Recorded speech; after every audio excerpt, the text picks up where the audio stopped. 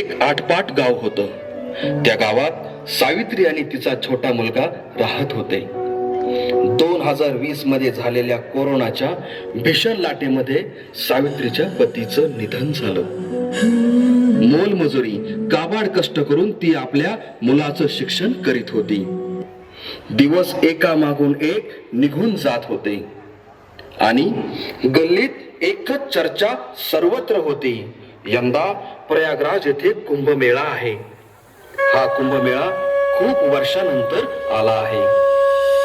जे कोणी या कुंभमेळ्यात स्नान करतील त्यांना पुण्य लाभणार आहे अशी सर्वत्र चर्चा होती.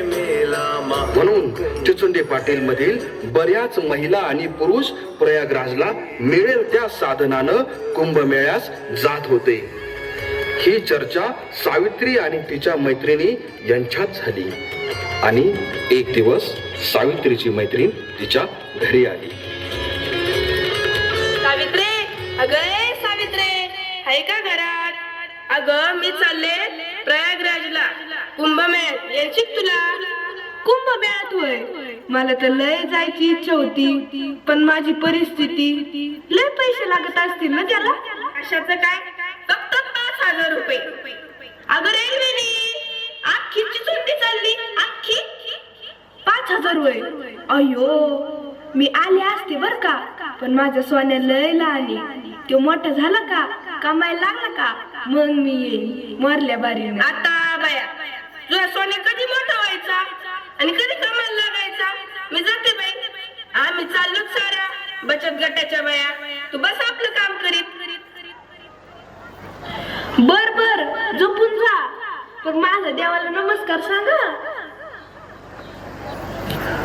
देवा, माझ्या आईला कुंभमेळ्याला जायची खूप इच्छा आहे, पण आमच्याकडे पैसे नसल्यामुळं नाही जाता येते. पण मी तिला नेणारच.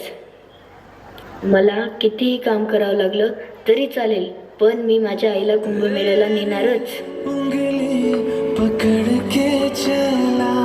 मुलाच्या डोक्यात एकाच विचारानं थैमान घातलं होतं. मी इतका लहान का आहे? देवा, मला मोठं का करत नाहीस तू? मला माझ्या आईच्या सर्व इच्छा आकांक्षा पूर्ण करायच्या आहेत. मला माझ्या आईला प्रयागराजला न्यायचं आहे. काय करू मी, काय करू? अखेर विचाराचा बांध फुटला.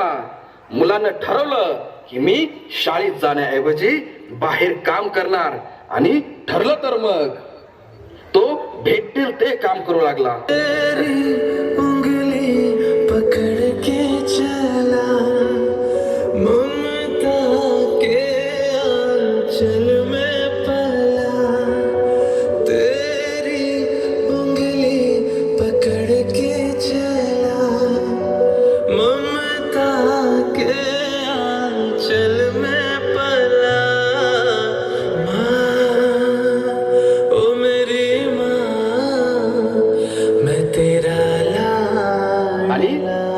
काळीच असते.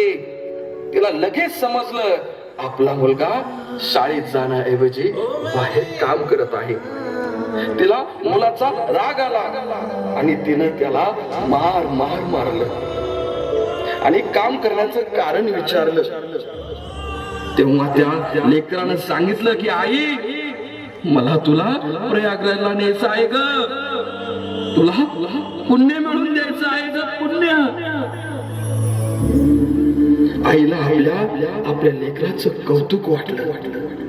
तिला आपल्या लेकराचा प्रचंड अभिमान वाटला. डोळे पुसत तिनं तांदळाच्या डब्यातून काही पैसे काढले आणि मग दोघेही निघाले प्रयागराजला. ईश्वर